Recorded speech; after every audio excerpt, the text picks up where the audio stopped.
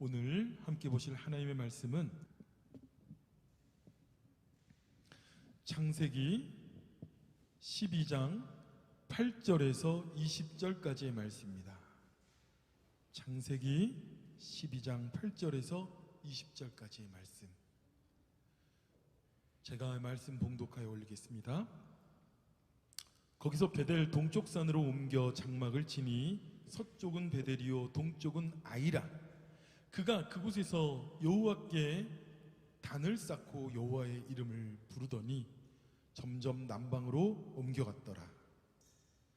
그 땅에 기근이 들었으므로 아브라함이 애굽에 거류하려고 그리로 내려갔으니 이는 그 땅에 기근이 심하였음이라. 그가 애굽에 가까이 이르렀을 때에 그의 아내 사레에게 말하되 내가 알기로 그대는 아리따운 여인이라. 애굽 사람이 그대를 볼 때에 이르기를 이는 그의 아내라 하여 나를 죽이고 그대는 살리리니 원하건대 그대는 나의 누이라 하라. 그러면 내가 그대로 말미암아 안전하고 내 목숨이 그대로 말미암아 보전되리라 하니라. 아브라함이 애굽에 이르렀을 때에 애굽 사람들이 그 여인이 심히 아리따움을 보았고 바로와 고관들도 그를 보고 바로 앞에 칭찬함으로 그 여인을 바로의 궁으로 이끌어들인지라. 이에 바로가 그로 말미암아 아브라함을 후대함으로 아브라함이 양과 소와 노비와 암수 나귀와 낙타를 얻었더라. 여호와께서 아브라함의 아내 사레의 일로 바로와 그 집에 큰 재앙을 내리신지라. 바로가 아브라함을 불러서 이르되 내가 어찌하여 나에게 이렇게 행하였느냐? 내가 어찌하여 그를 내 아내라고 내게 말하지 아니하였느냐? 내가 어찌 그 누이라 하여 내가 그를 데려다가 아내를 삼게 하였느냐? 내 아내가 여기 있으니 이제 데려가라 하고 바로가 사람들에게 그의 일을 명하매 그들이 그와 함께 그의 아내와 모든 소유를 보내었더라. 아멘. 아멘. 할렐루야. 봄비가 온 땅을 덮고 그리고 오늘 보니까요 들판이 온통 초록색으로 올라왔습니다. 자, 우리 옆에 계신 분들하고 인사할까요? 야, 봄입니다 하고 인사하겠습니다. 봄이 왔습니다. 저 오늘 오는데요 그 나무들 있잖아요. 제가 나무 이름은 모르겠는데요 나무에 그냥 눈꽃처럼 눈이 하얗게 하나하나 붙어 있는데 너무너무 아름답더라고요. 한국에서는 이맘때면은 벚꽃, 그죠? 벚꽃이 얼마나 아름답게 폈고 그 벚꽃 핀 길을 아름다운 길을 걸어가면서 얼마나 우리의 마음이 기쁘고 행복했는지 몰라요. 여러분, 우리 마음에는요 샤론의 꽃 예수님의 꽃이 그 향기가 가득 피어 있습니다. 우리는 사시사철 예수님의 꽃과 예수님의 향기로 그 봄향을 누리며 살아야 돼요. 여러분 어떻습니까? 비가 오니까요 거리가 깨끗해졌어요. 봄을 맞을 대청소를 한 것 같습니다. 우리도 사랑하는 우리 세빛 가족 모든 여러분들도 코로나가 끝나고 정말 새로운 봄, 우리가 마음껏 시원한 공기 마스크 벗고 마시고 그리고 정말 봄과 같이 기쁨을 만끽하는 그러한 새로운 계절을 준비하는 저와 여러분이 되기를 축원합니다. 예. 백신들 다 맞으셨어요? 맞고 계세요? 예. 정부에서 발표로는 5월 1일 전에 전 국민이 다 맞게 하겠다. 그러니까 굉장히 빨라질 거예요. 조금만 참으시면 됩니다. 자, 오늘 지난주에 이어서 계속 우리가 창세기를 강해하고 있습니다. 성경의 이야기가 거시적으로 거국적으로 태초에 빛이 있고 아브라함의 이야기 그리고 노아의 홍수의 심판 이후에 사람들의 여전한 범죄가 계속 이어지다가 한 사람에게 집중되어서 이야기가 시작됩니다. 바로 아브람. 아직은 아브라함이 아니에요. 아브람이에요. 아브람. 제가 예전에 어렸을 때는요 아브람이라고 딱 들었는데 아브라함이 아니야? 아브람이야? 그런데 그때 무슨 생각이 번쩍 들었냐면 최브람? 아브람? 최브람도 일부러 성경에서 이름을 따서 그랬나? 초등학교 때 아주 어렸을 때 아브람이라는 이름은요, 그냥 아버지예요, 아버지. 압이란 뜻이에요. 그런데 하나님께서는 이 아브람을 아브라함 되게 하셨어요. 아브라함이라는 이름은 열국의 아버지, 민족의 아버지, 그러면서 믿음의 조상이 되게 하신 겁니다. 이 아브라함이란 한 사람의 이야기로 포커스가 딱 맞춰져서 지난주에 하나님의 말씀만 붙잡고 오직 순종의 모습을 가지고 자신이 살고 있는 좋은 땅 갈대아 우르를 벗어나서 이제 하나님이 약속하신 복의 땅 가나안으로 내려갑니다. 그런데 오늘 우리가 성경 봉독에서 읽은 말씀처럼 우리는 오늘 대단히 실망스럽고, 하나님, 사람 보는 눈이 이렇게 없으신가? 아이고, 노아도 그렇게 하나님께서 하나님과 동행하는 자라고 얘기했고, 하나님께서 그걸 참 그렇게 기뻐하셨는데 말년에 술 먹고 그렇게 그냥 추악한 모습을, 그냥 모든 엉망진창이 돼서 그런 모습을 보이는 것처럼 아브라함도 별 수 없는 사람이구만, 이런 생각이 들 정도로 오늘의 본문을 읽으면 우리는 하나님 실수한 것 같은데 어떻게 이런 사람을 세울 수가 있나, 어떻게 이런 사람에게 믿음의 조상이라는 타이틀을 줄 수 있나, 좀 안목이 너무 없으시네, 그런 생각이 들 정도로 성경에 있는 오늘의 말씀을 보면은 정말 참 이 사람 한심하다, 이런 생각이 들 정도입니다. 분명히 하나님께서는 그를 택하셨는데 우리는 성경을 보면서요, 우리가 주지해야 될 거, 잊지 말고 꼭 우리의 마음속에 성경을 읽을 때 놓치지 말아야 될 부분이 있어요. 성경은 오늘 아브라함의 이야기로 시작되지만 이 이야기는 아브라함의 이야기가 아니라 누구의 이야기라고요? 지난주에 하나님의 이야기예요. 그렇죠? 에스더서는 에스더의 이야기가 아니라 누구의 이야기? 에스더를 통해서 일하신 하나님의 이야기. 아멘. 다니엘서는 다니엘을 통해 일하신 하나님의 이야기. 룻기는 룻을 통해서 일하신 하나님의 이야기라고 그랬어요. 뭐 에스더나 다니엘이나 룻이나 위대한 사람, 대단한 사람들입니다. 그런데 우리가 잊지 말아야 될, 주지해야 될 꼭 중요한 사실 하나가 무엇이냐면요, 아하, 이 사람도 사람이구나. 따라합시다. 아하, 이들도 사람이구나. 나랑 똑같구나. 네, 나랑 똑같아요. 여러분, 나가 어떤 존재예요? 대단히 잘났죠? 그리고 남들보다 모자르진 않죠? 그죠? 남들보다 좀 능력 있고 내가 남들보단 조금 좀 수준이 있다고 생각하는 나죠? 근데 사실은 어때요? 안 그래요. 착각이에요. 그러니까 성경에 나오신 분들도 있잖아요. 나랑 별반이 없는, 똑같이 착각하고 살아가는 그런 인생들입니다. 사람이에요. 그래서 홍수가 지났는데도 술 먹고 망가지는 거예요. 그러니까 선악과를 따먹고 싶어지는 거예요. 그러니까 비교당하면 죽여버리고 싶은 거예요. 그게 우리예요.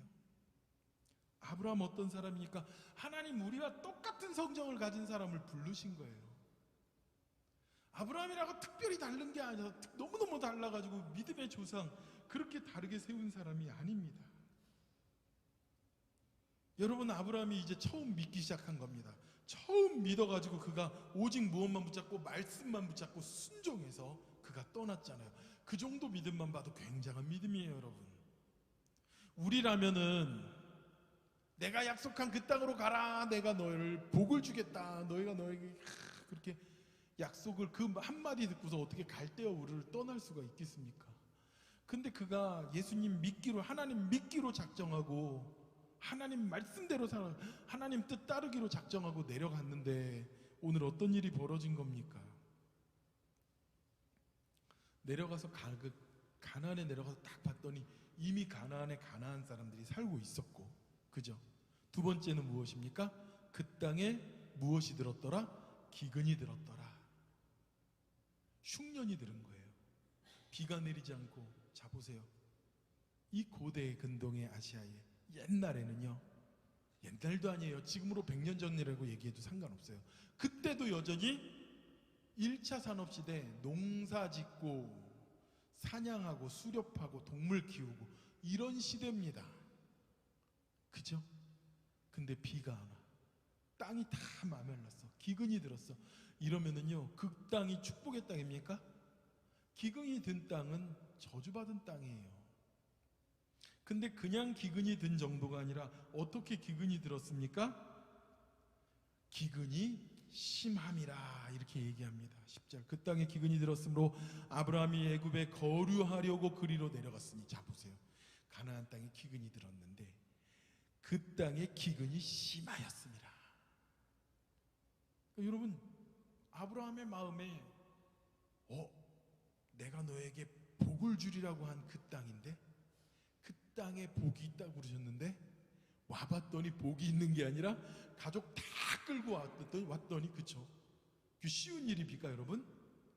가족 다 끌고 미국에 왔는데 의지할 사람 하나도 없는데 여기가 축복의 땅이 아니라 가난한 곳이라면, 고통스러운 곳이라면, 여러분 우린 다행히 그래도 잘 사는 미국에 왔으니까 그래도 그죠? 낫죠. 하나님이 가라고 해서 갔더니 탄자니아야. 하나님이 가라고 해서 아메리카로 가라고 그랬더니 아이티야. 그럼 거기가 하나님이 분명히 말하긴 축복이, 내가 너에게 복을 준다고 하신 곳인데 복이 없는데 의심이 안 들겠습니까? 그런데도 아브라함은 갔잖아요. 그리고 그곳에서 제일 먼저 무엇했습니까? 하나님을 예배했잖아요. 그러니까 아브라함이 그래도 믿음이 있는 거예요 여러분. 아이고 뭐 거짓말이네 그러고선 갈대우르로 다시 돌아간 게 아닙니다. 그런데 아브라함은 거기에서 점점 9절에 남방으로 옮겨갔더라 그래요. 여기 이 가나안, 여기가 축복의 땅이라고 하는데 가나안 지역에서 계속 기근이 없는 땅으로 점점 기근이 없는 곳으로 분명히 복을 주실 텐데 하고 내려가다 보니까 그가 11절에 이집트, 애굽에 가까이까지 가게 된 겁니다. 그 당시에 이집트는요, 세계에서 가장 부자인 나라, 가장 강력한 나라, 가장 힘 있는 나라, 오늘날 미국과 같은 나라예요. 거기는 가뭄이 들고 비가 안 오더라도요, 나일강의 삼각지에 비옥한 곳에 나일강으로 인해서 농사가 너무너무 잘 돼요. 문명이 발달한 곳입니다. 그러니까 어떻게 하겠어요? 아브라함이 어떻게 저럴 수가 있지? 그렇게 여러분 손가락질할 것이 아니라 우리에게 생계의 위험, 삶의 위험이 닥친다면 아브라함의 자리에다가 나를 놓고 생각하자고요. 나라면 거기까지 갔는데 어떻게 하겠어요? 이집트 들어가요. 근데 여기서 한심한 일이 하나 생깁니다. 아주 믿음의 사람으로서는 하나님이 이런 사람을 과연 택해야 될까라는 그런 의문이 생기는 일이 생기는 거예요. 바로 무엇입니까? 큰 가족을 먹여 살려야 되기 때문에, 책임감 때문에, 그죠? 굶어 죽일 수는 없죠. 그래서 이집트행을 가감히 결정하고 간다고 하지만 그가 이집트로 들어가기 바로 전날 밤에 아내 사례를 붙잡아놓고 조용히 얘기합니다. 여보 일로 와봐. 여보, 당신 알지? 내가 알고 있기로는 당신이 진짜 예뻐. 너무너무 예뻐. 이렇게 얘기하는 거예요. 자, 12절과 13절에 있는 말씀을 읽을게요. 애굽 사람들이 그대를 볼 때에 이르기를 그는 아내라 하여 나를 죽이고 그대는 살리리니 원하건대 그대는 나의 누이라 하라. 그리하면 내가 그대로 말미암아 안전하고 내 목숨이 그대로 말미암아 보존하리라. 여기 심각한 문제가 있습니다. 그 앞절에 있는 말씀 우리 잠깐 볼게요. 그가 뭐라고 얘기합니까? 11절에 내가 알기로는 그대는 아리따운 여인이라. 그러니까 이 아브라함만 그냥 나는 당신이 세상에서 제일 예쁜 것 같아. 저 깜짝 놀랐어요. 요한이가 초등학교 때에 초등학교 한 4학년 때까지도 있잖아요.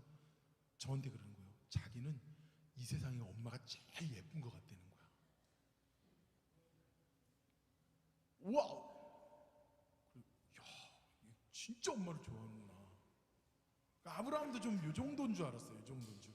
제가 얼마 전에 니콜라스한테 물어봤어요.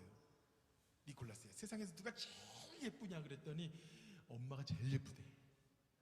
여자친구 있어? 그러니까 여자친구가 있대. 여자친구랑 엄마랑 누가 더 예뻐 그랬더니 고민하더라고. 자기네는 그 사람이 제일 예쁜 거야. 자기네는. 저 그런 줄 알았어요. 그리고 이 고백을 들었을 때 이 아내 사라의 마음이 어떻겠습니까? 당신 너무 이뻐. 얼마 전에 제가 아는 유튜버이면서 뮤지션이신 분이 자기 페이스북에다가 딱 아내가 식사하는 모습을 딱 올린 거예요. 그러니까 아내가 찍지 마 이런데 와 이리 이쁘노 막 그래요. 그러니까 아내가 찍지 말라고 화를 내면서도 막 속으로는 되게 좋아하는 그 얼굴의 표정이 막 나타나요. 막 그분도 40대가 넘었는데 그 사람 보기에만 그럴 줄 알았어요. 사례의 마음이 얼마나 기쁘겠어요. 여러분 옆에 좌우에 지금 함께 예배를 드리시는 분 아내에게 내가 알기론 당신처럼 아름다운 여인이 없어 이렇게 한번 고백해 보세요. 우리 딸한테, 자녀들한테 그렇게 고백해 보세요. 내가 알기로는 당신처럼 멋있는 사람이 없어. 너처럼 아름다운 애가 없다 이렇게 얘기할 때 막 아니라고 알면서도 속으로는 막 내가 이뻐 막 이럴 거예요. 근데 문제는 아브라함의 그 다음 말에 있었다니까요. 애굽 사람들이 볼 때에도 당신 너무너무 예뻐서 거기까진 좋아요. 그 사람들이 날 죽일지도 몰라. 그러니까 원하건대 플리즈 하는 거예요. 플리즈 제발 그 사람들 앞에서 나를 부를 때에 오빠라고 불러줘 얘기하는 거예요. 내가 그대로 인해서 당신으로 인해서 내가 내 목숨을 건질 거야. 그럼 아내가 이쁘다고 했으니까 그래 좋았어 그 정도는 해주지. 그게 아니에요. 이미 아브라함은 갈대아 우르를 떠나서 가나안이라는 곳으로 갈 때 그걸 각오했어야 되는 거예요. 자신이 살던 곳에서 자신의 안전을 보장할 수 없는 그런 이방 땅으로 들어갈 때 예쁜 아내를 데리고 이사를 갈 때 그는 자기가 그들이 쥐두새도 모르게 죽여버리고 자기의 모든 재산을 다 빼앗아 갈 수 있다는 걸 그는 담대하게 마음의 결정을 하고서는 사실은 가나안으로 간 것 아니었습니까? 그런데 왜 애굽에 들어갈 땐 그 마음이 그 생각이 바뀌냔 말이에요. 그게 아니에요. 그럴 수 있을지도 몰라요. 왜냐면은 가나안에 막상 갔더니 제가 말씀드렸잖아요. 이거 보니까 기근이 들었고 하나님이 이게 맞는가? 하나님께 예배하고 제사 드리고 분명히 하나님께서 나에게 역사하시고 내가 믿게 되고 주님을 따라간 이유가 거기에 있긴 한데 그렇지만 내가 여기서 목숨 걸어야 될까? 여기까지 내려갈지도 몰라요. 그가 점점 자기가 살아가는 지역에서 점점 밑으로만 내려간 것이라 그의 믿음과 그의 생각과 그의 아버지 하나님을 사랑하는 그 마음도 점점 내려가고 있었던 겁니다. 여러분 보세요. 이런 아브라함에 대해서 사례는 어떤 마음이 들었을까요? 자, 이쁘다고 말을 하지만 지 목숨 하나 살려고 정말 황당하고 더러운 구걸을 하네. 그죠? 여러분이 아브라함이었다면 여러분은 어떻게 하실 겁니까? 차라리 갈대아 우르로 돌아갑시다 이럴 수도 있는 거예요. 당신 남자가 왜 그러세요? 너무한 거 아니에요? 물론 그 당시에는요 가부장적인 시대였고 남편은 아내가 인격적인 대상이기보다는 재산의 소유의 하나가 될 수도 있습니다. 그래서 종들도 아내를 둘 수도 있고 여러 아내를 둘 수도 있겠지만 아브라함은 아내를 두지 않았습니다. 그의 나이 75세가 되었을 동안 자식을 하나도 못 낳는 동안 여종들이나 아내를 더 두어서 자식을 낳지 않았어요. 그 이유는 무엇입니까? 자기 아내 사례를 정말로 사랑한 거예요. 내가 보기에 당신은 아름다운 여인이라는 말이 헛소리가 아니라 정말로 사랑하는 이야기였습니다. 정말 아내를 사랑한 거예요. 그런데 그 정도로 사랑하면 애굽에 왜 들어가냐고. 근데 아브라함의 마음은 어땠습니까? 먹고 살아야지. 나 남편이라고 안 하면 살려줄지도 몰라. 이 어리석은 판단을 하는 거예요. 근데 우리도 그런 어리석은 판단을 해요. 이제 아브라함은요, 믿은 지 얼마 안 된 사람입니다. 그죠? 믿은 지 1년도 안 된 사람이에요. 1년 정도밖에 안 된 사람이에요, 이제. 보십시오. 아마 우리 새빛교회 성도님들 같으면요, 됐어, 됐어. 애굽에 뭐하러 들어가? 그러면 안 돼! 막 그럴지도 몰라요. 아브라함은 달랐죠. 근데요, 애굽에 막상 딱 들어갔더니 정말 신기한 일이 벌어지고 맙니다. 14절. 아브라함이 애굽에 이르렀을 때 애굽 사람들이 그 여인의 심히 아리따움을 보고 바로와 고관들도 그를 보고 바로 앞에서 칭찬함으로 그 여인을 바로의 궁으로 끌어들인지라. 우와! 여러분, 비행기 타고 이민 딱 왔는데 막 미국 사람들이 보자마자 막 눈이 뜬그러져가지고 막 우와, 뷰티풀, 막 so beautiful, 막 awesome, 막 gorgeous, 막 그러는 거예요, 여러분들한테. 그런 경험이 있으세요? 예? 미국 사람들이 여러분 보고 우와. 근데 이게 소문이 어디까지 난 거냐? 백악관까지 난 거예요. 뭐 대통령이 왕이 막 데리고 오를 정도로. 이때의 사례의 나이가 몇 살이냐면요, 65세예요. 65세. 어라운드 65세, 66세. 지금 나이로 하면 한자면. 그런데 제가 여러분 이해하기 쉽게 해드릴게요. 사례가 이때로부터 딱 10년 뒤에 갱년기가 옵니다. 아기를 낳을 수 있는 기능이 완전히 상실하게 돼요. 월경이 끊깁니다. 그러니까 지금 사례의 나이는 중년이란 얘기예요. 물론 중년에도 예쁜 분들이 있어요. 그죠? 인정해요. 그러나 애굽 사람들이 보고선 우와! 이럴 정도로, 그리고 파라오와 그 관리들이 다 보고 우와 되게 예쁘다 이럴 정도로 아름답다는 거는 얼마나 사례가 아름다운지를 알 수 있는 거예요. 그래서 정말로 바로의 궁에 파라오 왕의 왕비가 되기 위해서 들어갑니다. 걱정하던 일이 정말로 벌어지고 말았어요. 여러분 생각해 보세요. 야, 이게 그냥 보통 아가씨라면, 그쵸? 보통 처녀라면 그렇게 소문이 나고 이집트의 왕비가 된다는 것이에요. 그러면 뭐예요? 경사난 거예요. 경사. 우리 재윤 형제의 여동생이 있는데 여동생 데리고 미국에 딱 왔어. 그랬더니 미국의 왕이, 그 미국 사람들이 막 다 놀라고서는 그 왕이 그러는 거예요. 재윤 형제한테 어이 천왕! 그러는 거예요. 천왕. 그래서 내 동생이 왕비가 되는 거예요. 좋아요, 싫어요? 이거는 엄청나게 출세한 겁니다. 엄청나게. 그 엄마 아버지도 엄청 좋겠죠? 출세도 보통 출세를 한 게 아닙니다. 자, 보세요. 그런데 그냥 그 정도의 출세만 한 게 아니라 그가 세상 사람들이 보기엔 성공했다는 말을 정말 들을 만하게 출세합니다. 16절에 있는 말씀 보세요. 이에 바로가 그로 말미암아 아브라함을 후대함으로 아브라함이 양과 소와 노비와 암수 나귀와 낙타를 얻었더라. 자, 결혼의 지참금을 주는 거예요. 이렇게 아리따운 여인을 내가 왕비로 맞이하니 사돈 그러면서, 형님 그러면서 어마어마한 재산을 갖다가 주는 거예요. 양과 소와 노비와 암수나귀와 낙타를 얻었더라 그랬죠. 아니, 아브라함이 많은 재산을 가지고 나왔지만 정말로 그렇잖아요. 하나님께서 약속의 땅으로 가면 내게 복을 주실 것이다 그랬더니 약속의 땅에는 기근이 왔어.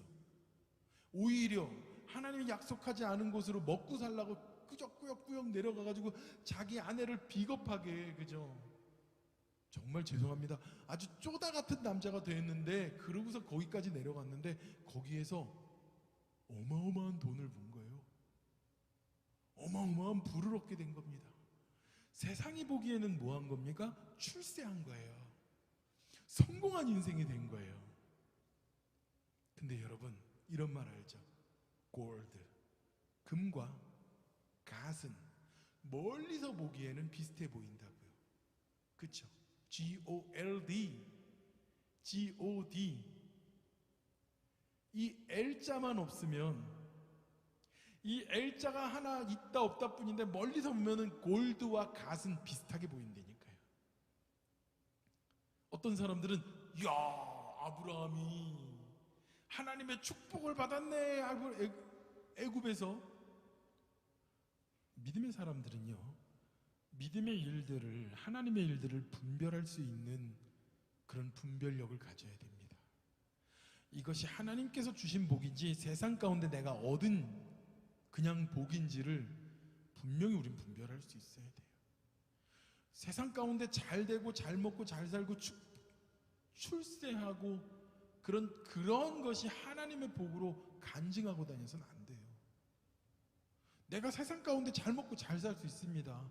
근데 잘 먹고 잘 사는데 하나님 저주하고 나쁜 사람들도 많아요. 하나님의 축복 받은 거 아니에요. 그러면 잘 먹고 잘 살지 못하고 가난하고 연약하고 출세하지 못했는데 하나님 잘 믿고 하나님 뜻 가운데 사는 사람들도 있습니다. 그럼 저주받은 것인가요? 아니에요. 하나님이 나와 동행하심으로 해서 하나님이 채워주시는 하나님의 복이 임하는 자가 그가 진짜예요. 그러니까 골드와 갓을 잘 분별할 수 있어야 됩니다. 이 애굽에서 받았던 모든 그의 출세는요, 그건 골드예요. 하나님이 아닙니다.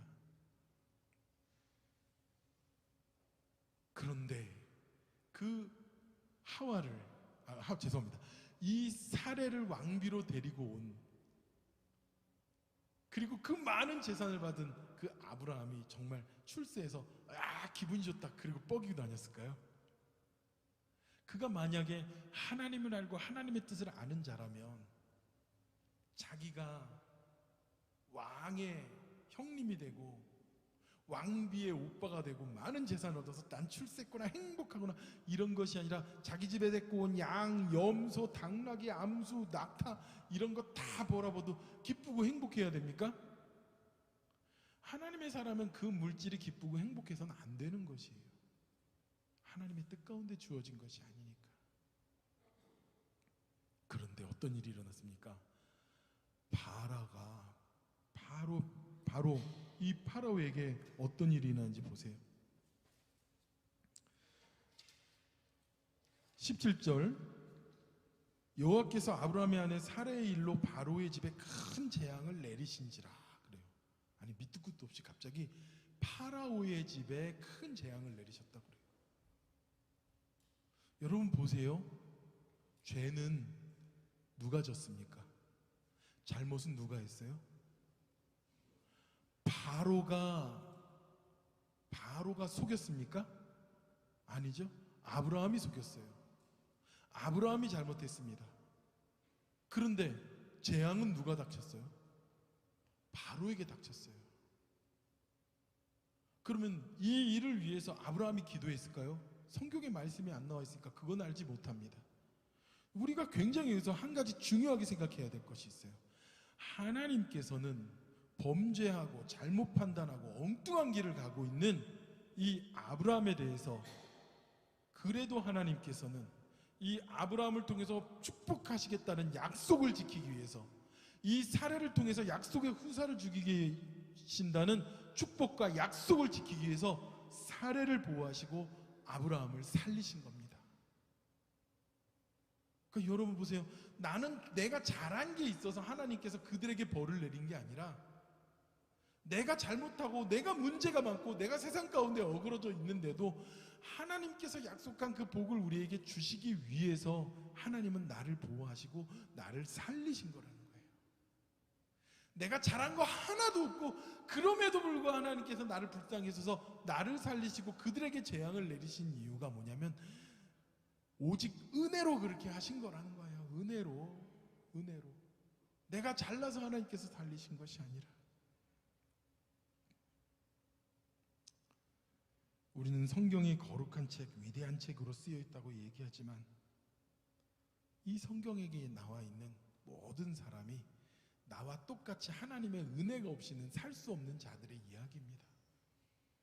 나와 똑같이 부족하고 연약하고 실수 많은 사람들의 이야기로만 가득 차 있었던 거예요.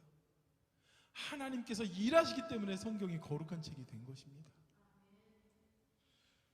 야고보서 5장 17절에 이렇게 말합니다. 제자들이여, 엘리야와 우리는 성정이 같은 사람이로되 저가 비가 오지 않기를 간절히 기도한 즉 3년 6개월 동안 땅에 비가 아니 오고, 엘리야나 하나님의 예수님의 사도들이나 우리나 다 어떤 사람들이에요? 같은 성정의 사람들이에요. 죄 앞에 무너지고 음란하고 연약하고 물질 앞에 고민하고 세상 출세길에서 갈등하는 것이 우리들입니다. 여러분 보세요. 아브라함이 처음부터 믿음 있는 자가 아니었습니다. 아브라함도 믿음이 연약한 자입니다. 그러니까 이집트에 내려가서 이렇게 엉뚱한 실수를 하고 돌아다니는 거예요. 특별히 물질 앞에서, 목숨이 달린 문제 앞에서 지극히 인간적인 판단을 할 수밖에 없는 게 믿음이 연약한 자들의 모습일 뿐이라는 거예요. 여러분, 우리는 안 그렇습니까? 우리 모두가 그렇잖아요. 근데 여러분, 이제 아브라함의 이야기를 계속 진행해 나가면서 그가 어떻게 믿음의 사람이 되고 믿음의 조상으로 세워졌는지를 보면 우리의 믿음도 어떻게 아버지 하나님 앞에 강건하게 세워져야 되는가를 깨달을 수가 있습니다. 우리 시편 23편에 시를 너무너무 잘 알고 찬양으로도 많이 합니다. 여호와는 나의 목자시니 내게 부족함이 없으리로다. 여호와는 나의 목자시니 부족함이 없으리로다. 되게 많이 불러요. 다윗이 이게 왕이 되기 이전에 바울왕으로부터 쫓겼을 때 지었던 시였는지 아니면 왕이 된 이후에 압살롬, 자기 자식 압살롬에게 쫓겼을 때에 그때 지었던 시인지 모르지만 하여간 아브라함, 이 다윗이 그가 왕에서 쫓겨나가지고 도망 다닐 때, 비참하게 도망 다닐 때 쓴 그러한 시입니다. 근데 많은 사람들의 견해는 그가 압살롬에게 쫓겨나서 도망갈 때, 피해서 도망갈 때 시라고 얘기해요. 근데 피해서 도망가는데 뭐라고 처음에 고백한다고요? 여호와는 나의 목자시니 내게 부족함이 없대요. 아니, 잘 먹고 잘 살고 부족함이 없어서 내게 부족함이 없는 것이 아니라 여호와께서 나의 목자가 되셨기 때문에 내게 부족함이 없다고 고백을 합니다. 여러분도 이 찬양 너무너무 좋아해가지고 액자에다 많이 붙여놨죠? 집에도 있죠? 제가 여러분들에게 물어볼게요. 가슴에 손을 대고 한번 물어보세요. 가슴에 손을 대고. 나에다가 자기 이름을 넣어야 되는 거예요. 여호와는 재윤이의 목자시니 형남이의 목자시니 하고 시작. 여호와는 형남이의 목자시니 형남이에게 부족함이 없으리로다. 아멘. 정말 부족함이 없나요? 저는 목사인데요, 오늘 강단에서 이렇게 고백하는데요, 부족함이 있어요. 저 솔직히 말해서 기도할 때마다요, 달라는 기도 더 많이 해요. 하나님, 내게 부족함이 없습니다. 감사합니다. 없어도 됩니다가 그 기도가 아니라 지난주에도 너무 많이 했어요. 여러분 정말 부족함이 없나요?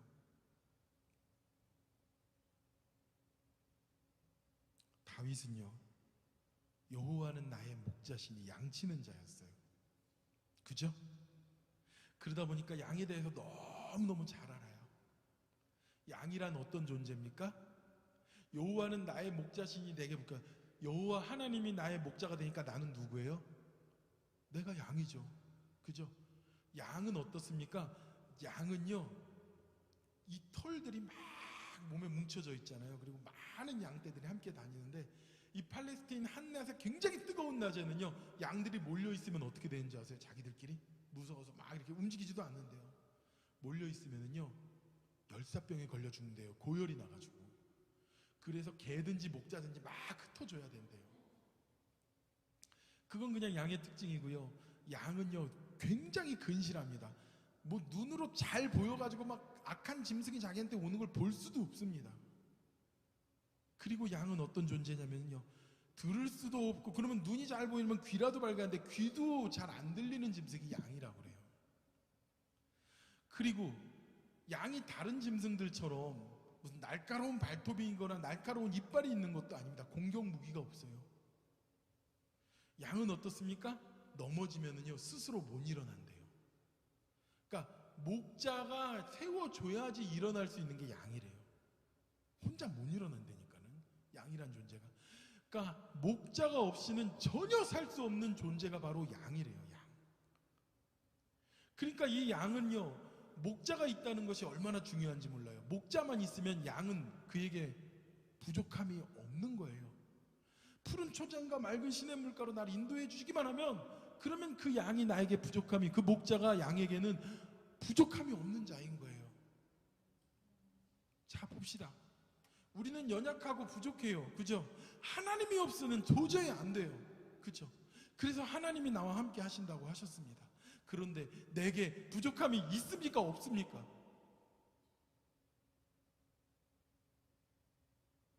부족함이 있잖아요. 그 이유가 뭐예요? 하나님이 정말 나의 목자가 되시지 못하기 때문에 그런 거 아니에요? 나의 목자라고 그러면서 나는 부족하대. 목자가 있는데도 나는 부족하대. 자꾸 세상 살아가는데 부족한 것만 보이게 되는 거예요. 그러니까 자꾸 이집트로 내려가려고 그러는 거예요. 그러면서 하나님 없이 받았던 그 재물과 모든 것들을 누리고선 나는 성공했다고, 하나님의 뜻과는 전혀 맞지 않는 그런 부를 채우고서는 나는 축복받았다고 그렇게 말해서는 안 되는 거예요.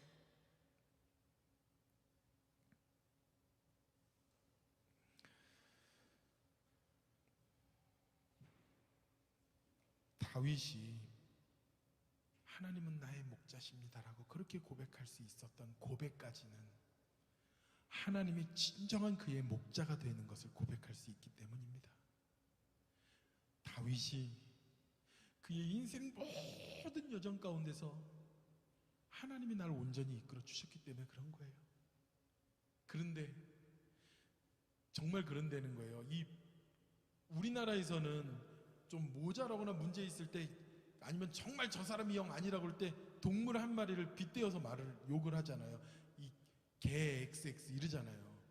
개만도 못하다 이런 말 하잖아요. 그런 것처럼 이 팔레스틴 지역에서는요 이 양들을 많이 키우니까 욕을 할 때 양에 빗대어서 욕을 한다는 거야. 그 정도로 양이 미련하고, 그 정도로 양은요 이 성격도 못돼 먹었어요. 목자가 인도하는 대로만 가야 되는데, 목자가 인도하는 대로 가지 않으면 어떤 일이 생깁니까? 사망의 음침한 골짜기로 가는 거예요. 사망의 음침한 골짜기로 가는 거예요. 그러니까 양은 보이지도 않지 들리지도 않지, 그러니까 주님의 막대기와 지팡이로 만져줘야지만 올바른 길을 갈 수 있는 자예요. 우리는 주님의 막대기와 지팡이가 없이는 살 수가 없는 자들입니다. 그만큼 다윗 왕은요 자신의 인생과 삶 속엔 이렇게 부족한 양밖에 안 되는 나를 하나님이 인도해 주셨어 그런 거예요. 여러분, 김홍기 목사님께서 시편 23편을 강연에서 이런 말씀을 하세요.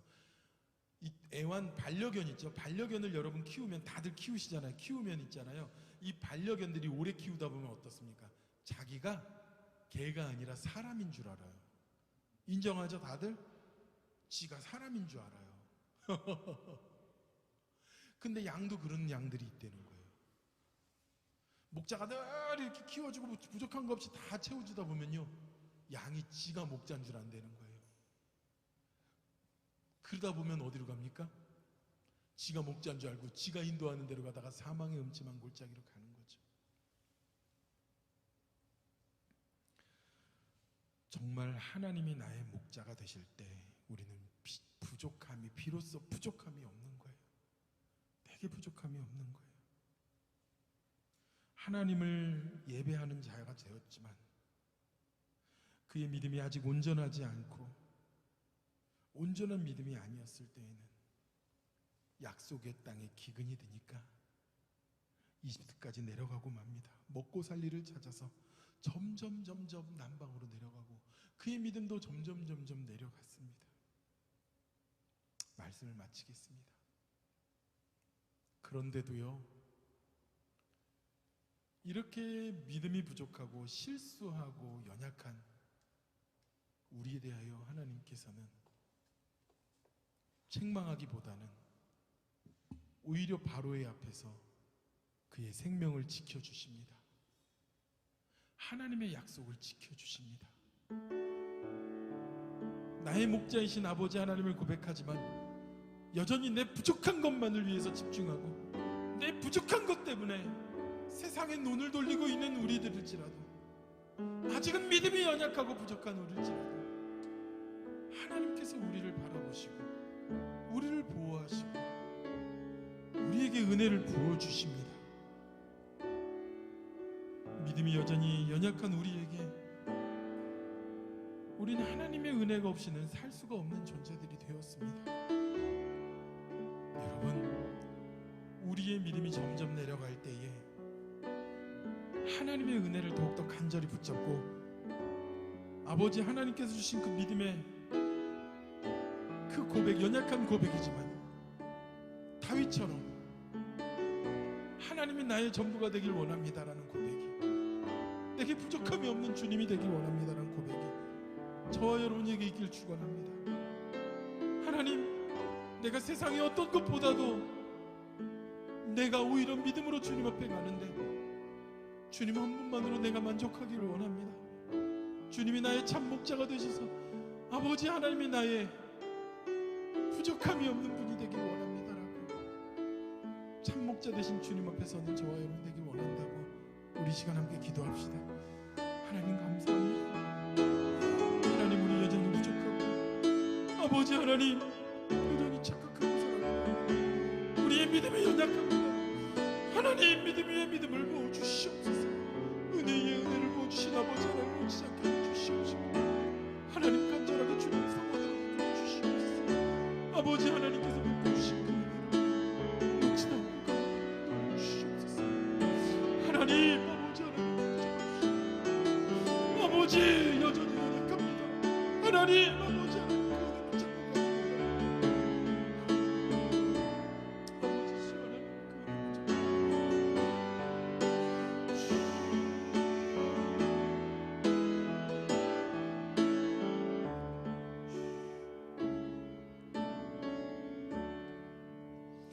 은혜 아니면 살아갈 수가 없네.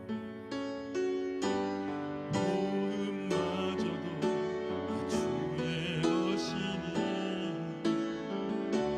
세상 평안과 위로 내게 없어도 예수, 오직 예수뿐이네. 하나님 아버지, 연약한 믿음을 가진 우리들, 아버지 하느님의 은혜가 아니면 온전히 주님을 바라볼 수가 없었습니다. 오늘 믿음이 연약한 아브라함이지만 그 연약한 믿음에 은혜를 부어주셔서 더욱더 주님을 향한 믿음의 확신을 주시니 감사합니다. 하나님, 우리도 이 세상 가운데 믿음이 연약해질 때, 믿음이 흔들릴 때에, 점점 믿음이 약해질 때에 하나님께서 나의 삶에 부어주신 그 은혜들을 놓치지 않게 하시고 그 은혜를 붙잡고 주님께 더욱더 간절히 나가는 우리가 되게 하여 주시옵소서. 지금은 우리 주 예수 그리스도의 은혜와 아버지 하나님의 놀라우신 사랑하심과 성령님의 감동하시고 감하시는 은혜와 은총의 역사하심이 연약한 믿음을 붙잡고 나가며 아버지 하나님을 더욱더 바라보고 오직 주님만 의지하며 나가기 원하는, 주님이 참 목자가 되시는 분이심을 고백하기 원하는 세비대 모든 성도들과 이 예배를 함께 듣는 모든 영혼들에게 아버지 하나님의 놀라우신 축복하심이 이제부터 영원토록 함께 하시기를 간절히 축원하옵나이다. 아멘.